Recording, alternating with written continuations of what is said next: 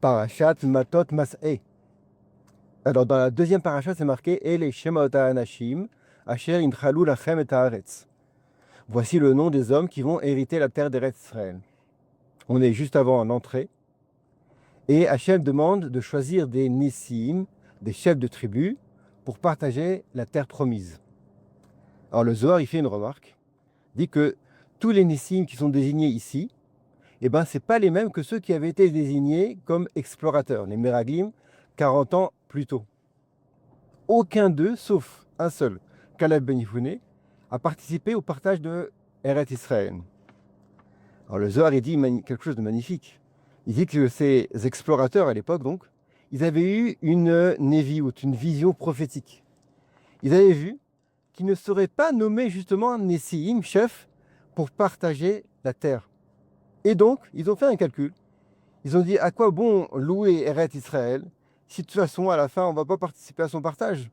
Et c'est comme ça qu'ils ont fait du Lachon Hara sur la terre d'Eretz Israël. Alors, il demande à Rav Chaim Kanievski, dans son livre Ta'ama Dikra, que si c'est ça, alors pourquoi on fait l'éloge de Caleb Ben Yefouné?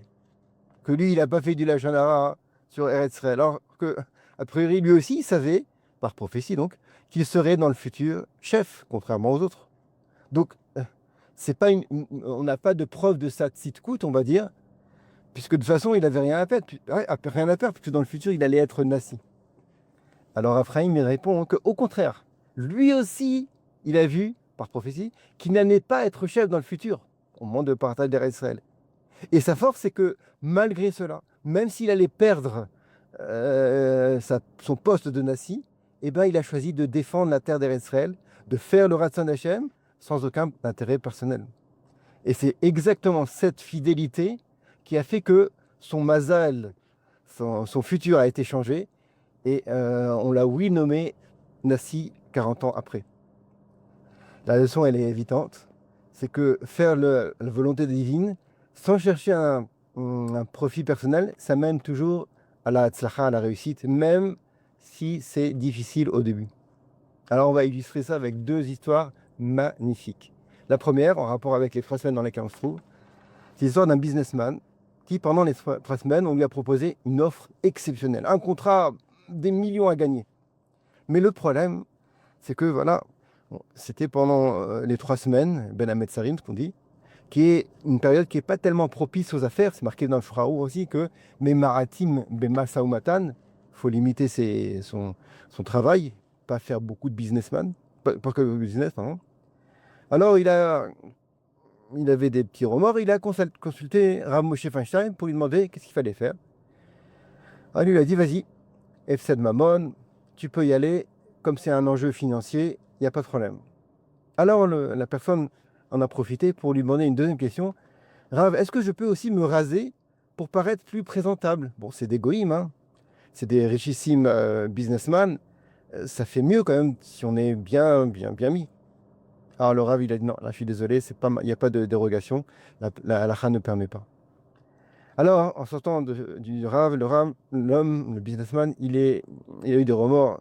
Il a dit, bon, je sais pas, peut-être que le Rav, il est trop religieux. C'est pas grave, je vais me raser. On va voir, Hashem, ça va passer. Au moment de la réunion, les partenaires Goïm, ils lui ont demandé une preuve de sa fidélité, sa fiabilité. Il a dit, mais qui me dit que tu vas pas nous mentir? Qui me dit que tu es honnête? Alors, ce businessman, il a répondu, bah écoutez, vous savez que je suis juif, et vous savez que dans la Torah, c'est interdit de dire du sheker. C'est une obligation d'être honnête. Alors voilà, c'est ça ma preuve.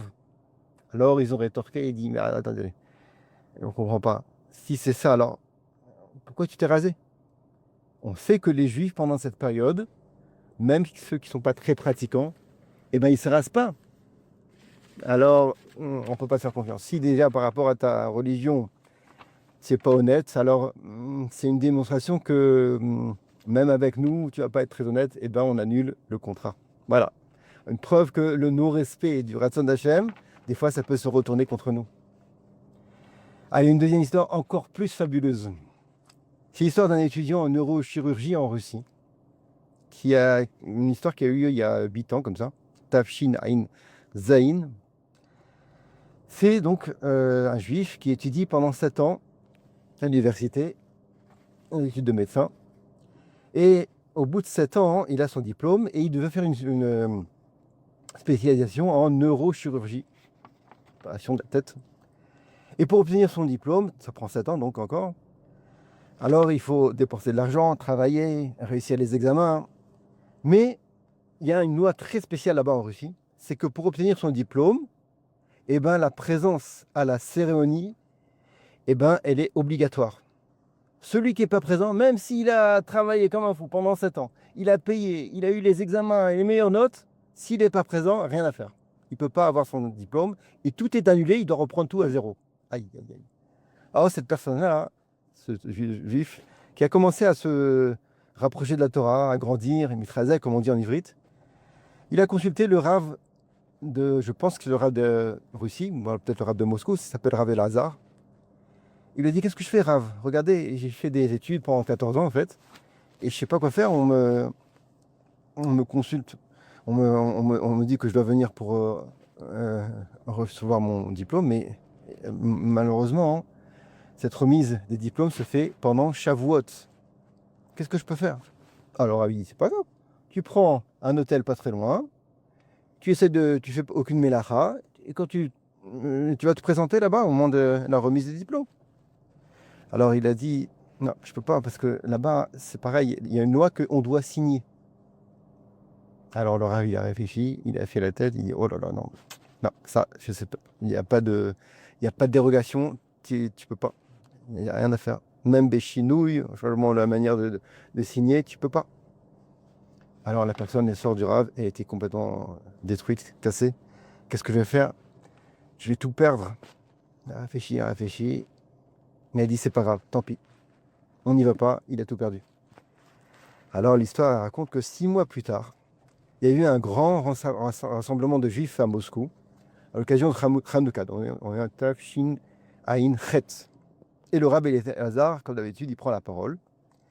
Et il parle des Hashmonaïm, il parle du fait qu'ils avaient mis sur Nefesh. Et d'ailleurs, même à notre époque, on rencontre des juifs qui font Messirut Nefesh, qui font don de soi, qui sont prêts à perdre beaucoup pour faire le Ratzon d'Akadosh Baruch Hu. Et à ce moment-là précis, qui c'est qui rentre dans la salle? Pas plus, pas moins que Vladimir Poutine. Et il écoute toute l'histoire de cet étudiant juif qui a donc perdu toutes ses études, tout son argent, toute sa fatigue pour pouvoir accomplir le Ratzon d'Hachem et de ne pas faire des Melachot pendant Shavuot. Alors, touché par le récit, Poutine demande au Rav, il va le voir après la réunion, il dit, est-ce que l'histoire est vraie? Est-ce que vous ne vouliez pas épater la galerie, entre guillemets, pour les rapprocher de votre religion? Est-ce que c'est vrai? Le Rav il dit, mais oui, c'est moi-même qui ai rencontré cette personne, je confirme, tout est vrai dans les moindres détails. Alors, Poutine, il dit, donne-moi ses coordonnées. Et bien, qu'est-ce qui s'est passé? Un miracle. Poutine lui-même remet, quelques jours après, le diplôme à ce juif-là, malgré les règles strictes. Pour la petite histoire, cette personne après, il a fait son aliyah en Eretz Israël et il est adjoint, enfin, il est chef d'hôpital à Shaare Zedek dans neurochirurgie. Alors là, la leçon, elle est la même toujours, c'est que celui qui fait le Ratzon d'Hachem, qui fait les mitzvot, sans compromis, même quand ça nous coûte très cher, eh ben, on ne perd vraiment jamais. Hachem, au contraire, il nous rend au centuple, parfois de manière complètement inattendue, au-delà de la nature. Et dans ce cas-là, ce n'est pas un ministre ou un professeur qui a remis le diplôme, mais le président lui-même qui a validé le diplôme malgré les règles officielles. C'est magnifique. Alors on va terminer avec la parashat Matot maintenant. Là aussi, on voit le même principe. C'est marqué qu'il y a eu la guerre contre Midian. Rabbeinu Bechaye, il dit que cette guerre-là, contre nos ennemis, Rabbeinu Bechaye, c'est un Rishon du temps de Rashi, il dit que c'était une guerre exceptionnelle. Ça faisait partie des nissim les plus grands que les Bnei Israël ils ont connus à pareille époque. Pourquoi? Parce qu'il y avait 12 000 juifs contre un peuple immense, des millions, armés jusqu'aux dents. Et bien malgré tout, ils ont remporté la guerre, les juifs, sans aucune perte financière. Perte humaine, pardon. Ni mort, ni blessé. C'est marqué l'onifkad, mimeno ish. Personne n'est mort, personne n'est blessé, pas un seul. Dit Rabbeinu Bechaye, pourquoi?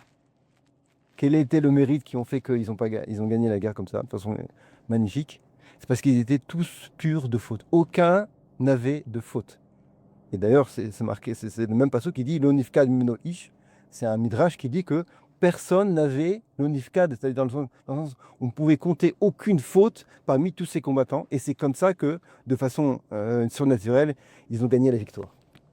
Alors voilà, toujours pour reprendre ce principe-là, il faut être conscient que dans tous les domaines, que ce soit la guerre, les affaires, les études, la vie personnelle, celui qui agit selon la Torah et le Ratzon d'Akadosh Baruch Hu, sans compromis, et ben à la fin, il gagne vraiment, même si des fois ça prend du temps, même si des fois ça semble difficile.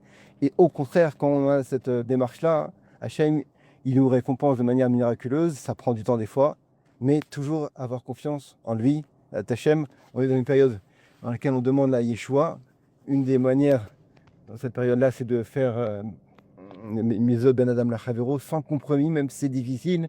Grâce à ça, on va construire la Yerushalayim Bezat Hashem, Abenouya, Merabi Avinu, le Mashiach, il va venir, Shabbat Shalom.